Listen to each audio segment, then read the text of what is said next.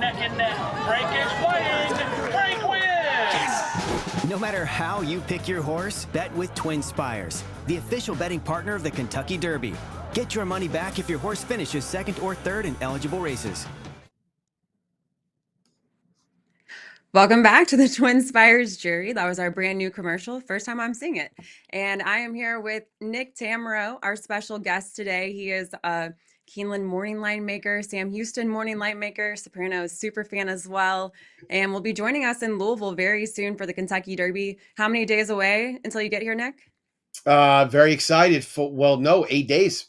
8 days. And we are 15 days away from Derby 151. So very excited to have you here to do trainer interviews, jockey interviews, some paddock previews, expert picks, of course. Busy with expert picks always. Absolutely, and I'm sure I'll find something else to do. There will be no shortage of experience. I'm glad to be joining you on this abbreviated panel as far as the jury goes, not abbreviated content. Why have 3 when 2 will do, right, Ashley? Exactly. It's a petite jury. I don't know if that actually technically in legal terms works, but we'll go with it today. Darren Zaccali is at Disney World right now, and James Scully is busy at Churchill Downs because that is what's happening with Derby season right now. We are all very, very busy. And before we get started, I wanted to mention we have the Kentucky Derby and Oaks morning work show on our YouTube channels at TwinSpires. We also have all access coverage because we've been backside at Churchill Downs pretty much every single day. The last 2 weeks, we have Brad Cox, Whit Beckman, Bill Mott, Ian Wilkes interviews up there. Kate Hunter this morning as well. And if you're watching right now, if you don't mind, like, share, subscribe, maybe leave a comment, some feedback. We always love to hear your feedback, hopefully positive feedback, and always helps us too with the algorithm, the ever-changing algorithm of X and Facebook and Instagram. And with that, I think we'll just jump right into our best bets and fades. We're doing Keeneland today, some Gulfstream Park, and Oaklawn Park as well. So, Nick, best bet of the week, where are you playing it? Yeah, so, there's a cornucopia of good racing this weekend, right? There's so many different tracks with big races and stuff. And so I wanted to try and find a stake. I believe we just lost Nick. He may be joining us soon. I am not entirely sure. So maybe I jump into my best bet. Blaze, if you want to roll that instead. All right, we're going to do Grand Sonata, and that is over at Keeneland, the Elkhorn Stakes. It's a grade 2. This is race 9 on Saturday. I feel like there's a vulnerable morning line favorite, limited liability at 8-5, over 4 at the distance of 1.5 miles on the turf. Has done well at Keeneland, but he's had 1 win in his last 11 starts. I want to play against the morning line favorite at the short price of 8-5. And his last couple starts, he's gone to the front, set the early pace, or sat right off of it. He'll get some pressure from I'd Rather Be Blessed, Dean Martini. So I'm looking for Grand Sonata off the pace. And Grand Sonata was beaten just ahead in the Mac Dermida, last out at 1 3/8 of a mile. Closed really well that day, getting a little bit more distance. He's got a win at the distance in the Grade 2 Turf Cup at Kentucky Downs. So I'm going to go, let's see, we've got the Bin a Lie right now up on the screen, but let's see here. Blaze, are we running the Uno Mas Bourbon, or are we going with Elkhorn? All right, we're back at the Grand Sonata. And I will also be playing 12 Boundikoff at 8-1 for Phil Diamato in my exacta. 2 off the pace runners in this race in the Elkhorn Stakes. And I believe maybe we'll get Nick here soon, but if not, here's the field for the Elkhorn Stakes. It's a grade 2 at Keeneland. Got a very loaded field. Got some good runners in there. Some of them we've seen at Keeneland do very well in the past. And some of them coming from Kentucky Downs last September as well. Of course, that's a very different racetrack compared to Keeneland. So we'll see if that form translates in the Elkhorn Stakes. Should we roll on to the fate of the week before Nick comes back?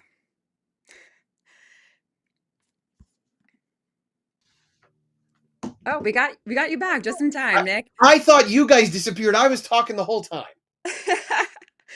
Well, it's live TV. You should have heard that soliloquy I went on about Uno Mas Bourbon, which I will now share with you again. So awesome. I already went over Grand Sonata, so it's all I yours. thought there was like a nuclear winter in Louisville or something. I said, they've disappeared. I'm still here. This is the opposite. But anyway, I apologize. I'm at home, which makes no sense. But So Uno Mas Bourbon, right, came back in February, ran in a race with Inveigled and Knightsbridge at a mile, clearly a distance that's short of his best. He's a horse who wants to go every bit of 9 furlongs plus to me. Now gets an opportunity to do that. So I like the setup. Ian Wilkes has had a really good start to 2025. He's obviously bringing forth one of his best chances in the Kentucky Derby, arguably ever, with Burnham Square. But I think Uno Mas Bourbon sets up well for this race. I think the mile might quicken him up a little bit, which is also advantageous. So I'm looking forward to seeing what he has to offer. This is a horse that's shown that he's got some pretty serious ability on multiple occasions in the past. He won the Super Derby back in September. He ran a good third in the Fayette. And, while I may have kind of underrated those performances at the time, when you juxtapose them against what he's meeting here, I mean, let's be honest, Ashley, this is not exactly a tough version of this Ben Ally. The two other then that goes as race 8 might be a better race than the Ben Ally. So why not try a horse that's going to be at least a decent price? I agree with you. I think Duke of Love is vulnerable here, 1 for 3 at the distance, stretching back out. And Uno Mas Bourbon picking up Brian Hernandez, really high percentage at Keeneland right now. So I like your play a lot here, going against that 5-2 morning line favorite. Well, the other thing about Duke of Love, too, and I'm sure you noticed it in the PPs, and it might not have immediately hit you, is this horse was off a layoff last out, having won a grade 3 and running the Jockey Club Gold Cup, and he went off 10-1. And look at that ownership, right? I mean, the message must have gotten out that this horse had no chance whatsoever. Those people, the My Racehorse folks, are going to bet with both fists. So I'm wondering what they do this time around. I would imagine second off the layoff, he's going to be set for a bit better effort, but he's going to have to run better. Right. We do know, at least with him, and the reason why I made him the morning line favorite is he at least has races in the not so distant future past, rather going all the way back to 23, that are good enough to win. So if he is still that horse, he's the horse to beat. Absolutely. We will turn it over now to our fades of the week. Would you like to do the fade of the week first, or you want me to go since you just did your No, I'm best bet? assuming my internet is with us for the rest of the time, so I will go. And I'm going to go to the 10th race at Gulfstream. Obviously, I'll have expert picks available at TwinSpires.com on Gulfstream, have them for every card. I went to race 10, the 7 Antiquarian. Couple of different angles here, one of which is that I want to bet against Antiquarian, and I think there are a couple of horses in here that you want to bet. So it's a bit of a fade plus bet type scenario. Antiquarian won the Peter Pan last year. That was a race that, as we saw those horses coming out of it, we realized that it wasn't really that good. Right. The wine steward ended up finishing second. He's proven to be a relatively solid customer of the New York bred ranks. And the third place finisher, Protective, was still a maiden at this point in time. So this was a race that definitely didn't deserve the billing that it ended up getting. This horse was bet down to 12-1. He was a shorter price than Dornick in the Belmont. And now he's off a long layoff. Todd's left him in Florida to start him back up at 7 furlongs. I think that distance is way short, ultimately, of what this horse is going to want to do. And I don't expect him to have the quick first step that you're going to need to be effective at 7-8. So I think Antiquarian is an excellent bet against on the back half of this card, and he'll be my fade of the week. Yeah, it's not the toughest field, I would say, but Antiquarian cutting back to 7 furlongs has never raced shorter than a mile before. And again, that lengthy layoff, a little bit of a concern here. So I don't fault you for playing against. I thought Shaq Diesel looked like a good chance there at 9-2 for David Fox. And did you see anyone else that you liked in the field that you would play over Antiquarian? Yeah, I like Shaq Diesel. I also want to give a little consideration to Flying Liam, who ran really well 2 starts back in the race with Inveigled and Uno Mas Bourbon, and then came back and was ridden very aggressively by Joel last time. I know the pace was on the moderate side, but he was ridden very hard to stay within range from the start. And I think he's a horse that needs to be allowed to settle just a little bit off of it. So I'm hopeful that they go back to those tactics that have worked best in the past. So I agree. It would be mainly 2 and 8 for me here in an attempt to beat Antiquarian. My fate of the week goes to Oaklawn Park in the Valley of the Vapor Stakes. It's number 4 Quantum Burst at 2-1. This is a 3-year-old with 2 wins from 5 starts, and her maiden win actually came in the barn of Brendan Walsh in her second career start. And then she moved back to Eddie Keneally's barn and made her debut with him actually at Keeneland back in October was her debut. Was that last year? And then in her last 3 starts was second in an allowance optional claimer at a mile and then at a mile and 70 yards. And then her most recent start got the win, gate to wire at Colonial Downs on March 15th. It was somewhat speed favoring that day. She only beat 4 rivals as well. So I see some other classier fillies in this field. I like a couple in here. Anonymous at 7-2 the same day was racing in the Virginia Oaks and had the lead until she was overtaken by Fondley, who's going to be in the Kentucky Oaks. And then we have Number 1, Jinkin at a decent price, 12-1, dropping in class after facing Graded Stakes Company. You've got Dare to Fly in there for Phil Diamato, and Princess Leia at 12-1, I thought looked good too, coming out of the Grade 2 Fantasy. So a couple other fillies who I think have faced a little bit tougher and also just, to me, have a better chance than Quantum Burst here. Yeah, I agree with you. I like Anonima as well. I thought the Bullet workout last week signaled that she's pretty much ready to go. And I like the effort she put forth in the Virginia Oaks. I mean, one thing that's been made clear, I think, as this Oaks Trail has gone on, is the single best race was the Honeybee. And the fact that Anonima put in a decent run at some point in there with a wide trip, I think shows that she's got some quality. So I agree. I like her. And if we could get 7-2 on her, I think that'd be a very fair price. Before we move on to what else, I'll talk some promos that we have going on. First off, our Kentucky Derby $10 money back offer on all eligible races the week of Kentucky Derby week, starting on April 26th, opening night. Nick, you'll be there, I believe, opening night. I won't be there opening night. Oh, you won't I be. will be Okay. there. I will be there on Monday. I'm flying in Oh, on. okay. All right. Well, you can still play the money back before you get in town, is the good news. I And then can't wait.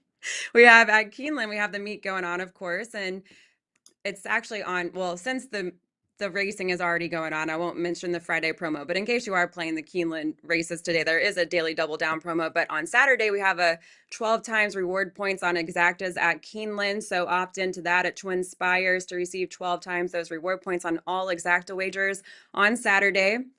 Then on Sunday, a similar rewards points promo at Santa Anita, but that is on all races excluding show wagers at Santa Anita on Sunday, April 20th, Easter.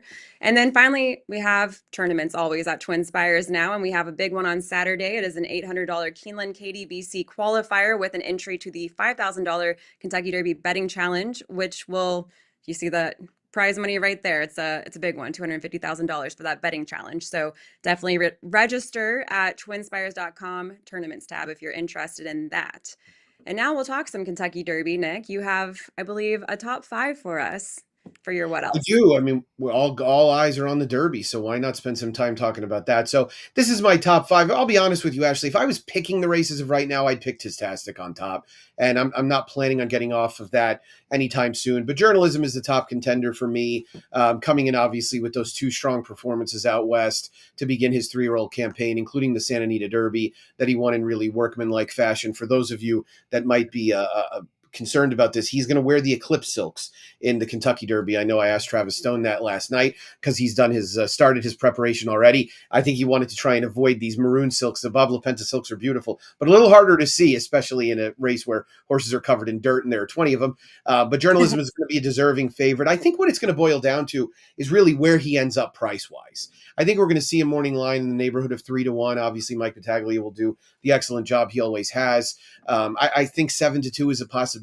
I feel like less than that is really hard to get to for me because there are a number of horses that are going to take a pretty decent amount of money in that maybe 8 to 12-1 range. So Journalism on top for me. I have Tistastic rated second. I'm warming up to this horse, and I feel like there's a little bit of a leader in the clubhouse component to him because the Louisiana Derby happened in advance of all of the other preps.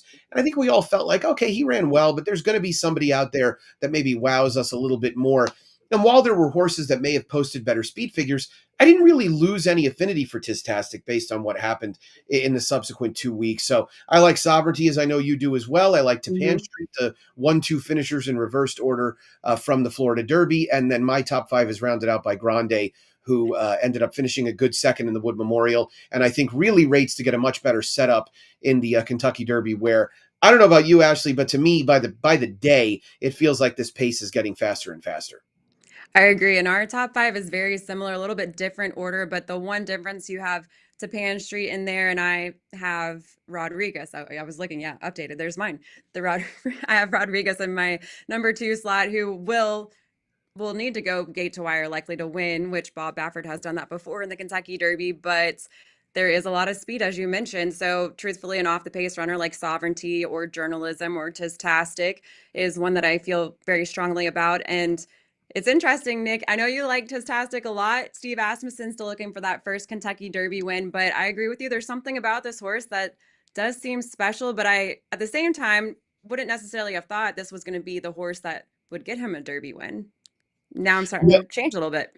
No, I agree. I mean, I think Steve would have probably bet just about everything on Epicenter 3 years ago, Hmm. who came into this race really high flying form. This horse to me is like kind of a light version of Epicenter, right? He doesn't have the same speed, but it's probably the right year to not have the same speed because it Hmm. looks like again this pace is just really going to be stout with a number of horses pointing there that want to go quickly early. You have Rodriguez second on your list, and I agree. He's clearly the best of the three Bob Baffert runners that are likely to go. The problem with him, East Avenue, Citizen Bull, is that those horses seem like they're way more effective with the lead. And I Hmm. suppose they could have a three-way battle, Ashley, but they can't all individually have the lead. Yeah, I know. It's going to be a hot pace, more than likely. And then Grande, who we both like, is going to probably sit a little bit off the pace, but be closer than some of the other horses we have in our top five. So curious to see if he can improve. It'll be his fourth career start. So he's lightly raced compared to a lot of these runners that we've been talking about so far. I agree. It's going to be really interesting to see. And obviously, we'll get the final workouts. You mentioned the work show starting tomorrow, Hmm. 14 days leading up to the Derby. So just a treasure trove of good info there on the Churchill Downs feed, which you can get at twinspires.com. And to close out, I will mention one of the major stakes going on this weekend at Oaklawn. It's the 1 1/8 mile Oaklawn Handicap, a grade 2. And we have a rematch of Alexander Helios, who won the Razorback going up against First Mission, who was coming off a lengthy layoff, was beaten as the favorite, but it was a photo finish and it was a difference of a head and a neck. In that finish, we have Banishing that was runner up in that race as well.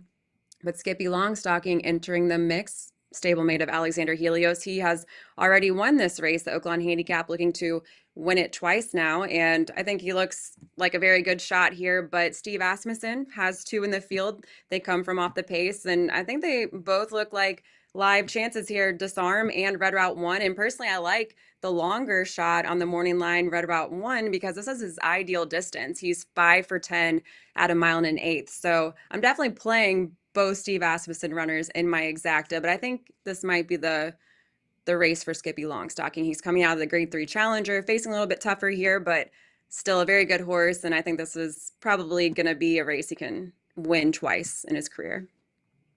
Yeah, he's a hard horse not to like, right? He seems to fire every time, and his trainer has done an excellent job keeping him in these grade 2 and grade 3 races that he's able to win and amass just a fortune in money. So I'm intrigued by this race. I mean, I really don't know who I like. I want the real First Mission to show up. Problem is, I don't even know who the real First Mission is.